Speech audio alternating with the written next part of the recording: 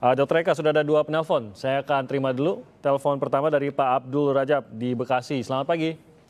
Selamat pagi, Pak. Pagi, Pak Abdul. Silakan, Pak. Pertanyaannya langsung untuk Dr. Eka.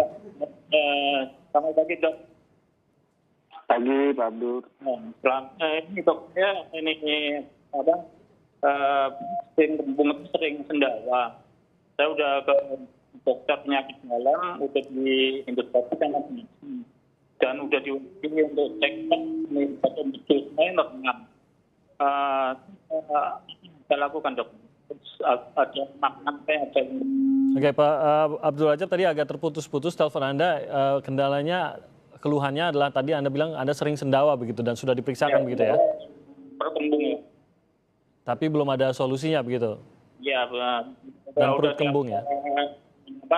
Biopsi sama kopi hasilnya normal ya? Udah dicek dapat pembekuan dan normal. Sekarang juga masih sendawa. Cuma udah selama ini obat-obat mengandung tidur.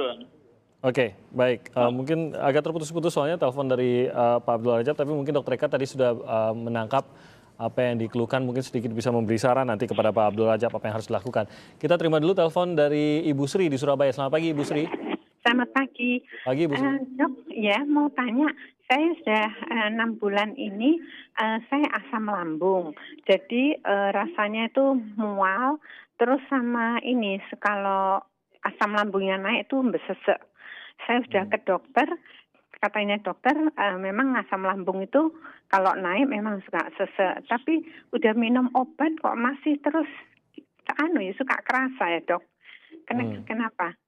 Baru 6 bulan ini ya, Bu Sri ya? Iya, jadi mulai ada COVID. Sampai saya sudah tes juga nggak apa-apa. Oh, sudah tes COVID juga? Iya, karena dokternya takut. Okay. Karena saya kok turun berat badan saya kok ini. Oke, tapi negatif ya, Bu ya? Negatif, alhamdulillah nggak apa-apa. Cuman ini asam lambung saya ini yang kendalanya suka sesek kalau pas naik.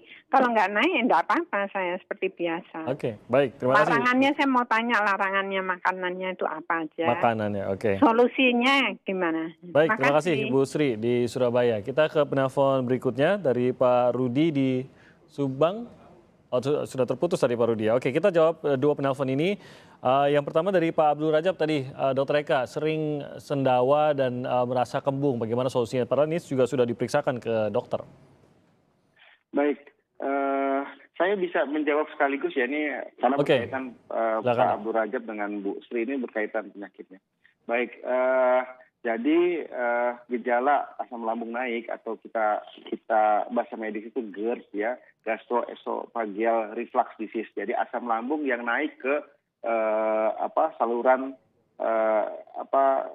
pencernaan atau esofagus ya, ke kerongkongan ya. Jadi dia masuk ke kerongkongan, naik ke atas, dan akibat asam lambung yang naik ke atas tersebut, dia akan bisa mengiritasi, tadi saya sudah sampaikan di awal, mengiritasi, membuat luka saluran napas yang dia melewati area di belakang jantung gitu ya. Nah itu poin pertama yang perlu kita pahami.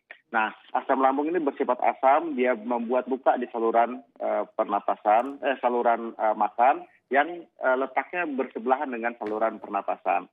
Dan di situ ada yang namanya otot diafragma. Otot diafragma itu adalah otot besar yang dia membantu mengembangnya paru. Jadi kalau kita narik napas, paru kita mengembang. Nah itu ada otot diafragma yang turun naik ke bawah atas yang menyebabkan kita bisa bernapas.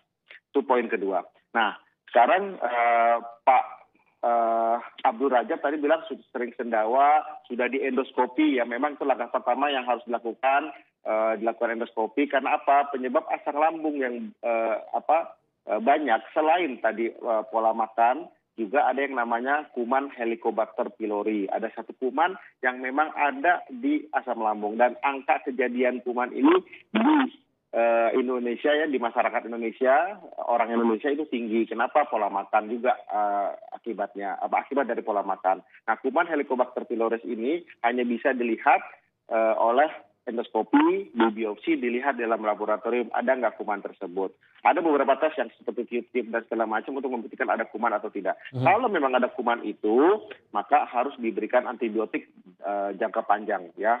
Kuman ya bunuhnya dengan antibiotik. Jangka panjang bisa 1 bulan atau lebih.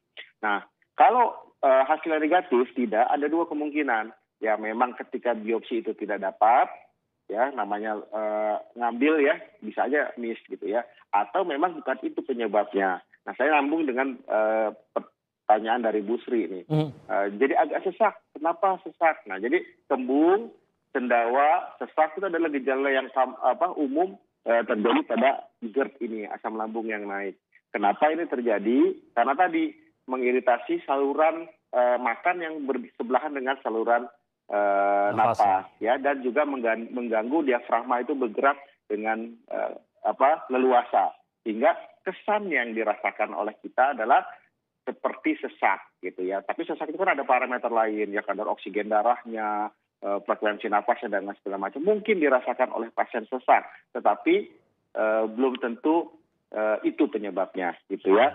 Nah, sekarang solusinya nih, dua-duanya belum menemukan solusi, padahal sudah Pak Abu Raja sudah diberikan sudah dilakukan endoskopi, dilakukan biopsi dan segala macam.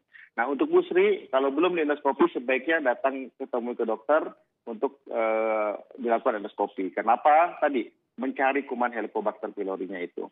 Nah, untuk Pak Abu Raja sudah di endoskopi, mungkin ya perlu untuk dievaluasi ulang. Kenapa? Ya tadi, mungkin kumannya tidak ketemu atau ada faktor lain. Nah, faktor lainnya ini yang saya mau melakukan pendekatan. Tadi kuncinya di Bu Sri menyampaikan sejak pandemi aku merasa sesak. Nah, ini asam lambung itu akan banyak terilis keluar kalau dia pikirannya stres. Ya, ada akibat dengan psikosomatik juga. Ya, contohnya banyaklah anak-anak SMA, perempuan-perempuan dulu ya, teman-teman saya suka sakit perut kalau mau ujian gitu loh. Yeah. Suka kembung, mahnya kambuh. Nah, ini berkaitan dengan hal tersebut. Jadi, saya sudah menemukan beberapa pasien yang merasa bahwa ini pandemi nih, takut kemana-mana, stres di rumah segala macam, akhirnya asam lambungnya naik dan gejalanya sesaknya itu dirasakan, waduh jangan-jangan saya kena COVID gitu, sampai dicek segala macam, alhamdulillah bukan COVID, tapi itu akibat asam lambung. Nah, kalau akibat pikiran, obatnya ya diri sendiri. Ya tadi obat menekan asam lambung tetap harus diberikan diminum ya, ada obat-obatan tertentu untuk menekan asam lambung. Makanan yang bisa sebutkan harus dihindari dan jangan stres. Oke, jadi jangan distreskan atau dibawa stres, tapi lakukan saja protokol kesehatan, jaga diri, hindari kerumunan dan lain-lain, itu tetap jalankan tanpa harus stres, begitu ya dok ya? Betul Baik. sekali. Dr. Eka Ginanjar, terima kasih banyak sudah menjawab pertanyaan dari pemirsa kami yang dikirimkan melalui Instagram maupun yang menelpon kami pada pagi hari ini. Terima kasih sekali lagi Dr. Eka Ginanjar, kita bertemu lagi di kesempatan lainnya.